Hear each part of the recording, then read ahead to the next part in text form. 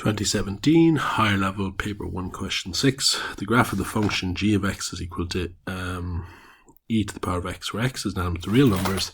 X has to be between 0 and 1 inclusive, shown in the diagram below. In the same diagram, draw the h of x is equal to e to the power of minus x. So it's a basic function table, so I need to put in my x values. It's going from 0 to 1. So looking at the graph below, the x values between 0 and 1, I go up in 0.2s. So 0, 0.2, 0.4, 0.8, and finally 1. And I'm putting it into the function e to the power of minus x. So a function table, just like you would have done at junior cert.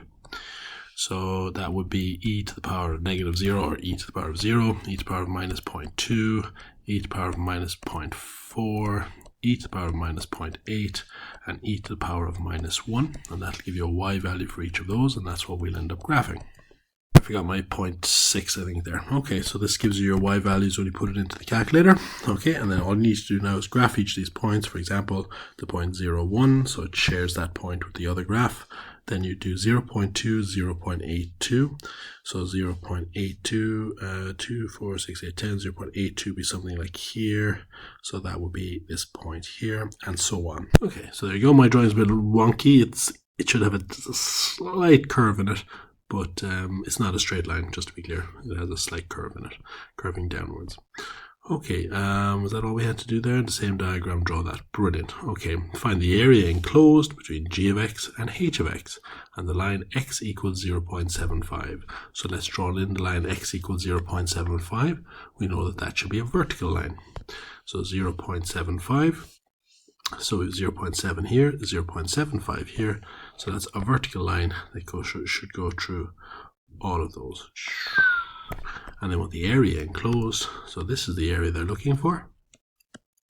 So what do we want?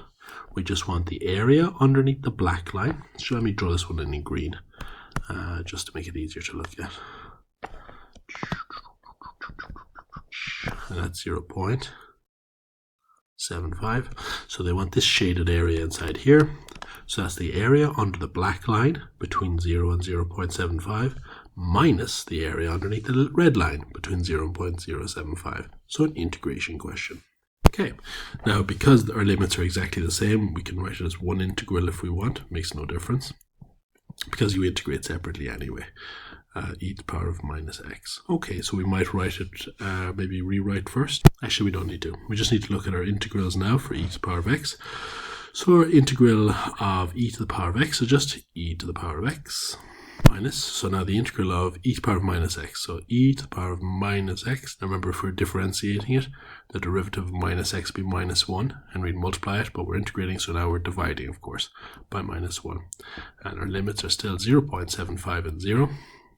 And we just simplify that a little bit more. E to the power of x, and minus by minus a plus, e to the power of minus x, and 0 and 0.75. Okay, so simple enough to finish. We pop in our top value, so we have e to the power of 0.75 plus e to the power of minus 0.75, and all of that would be negative the e to the power of 0 plus e to the power of minus 0, which is 0 as well. Into the calculator, 0.5894.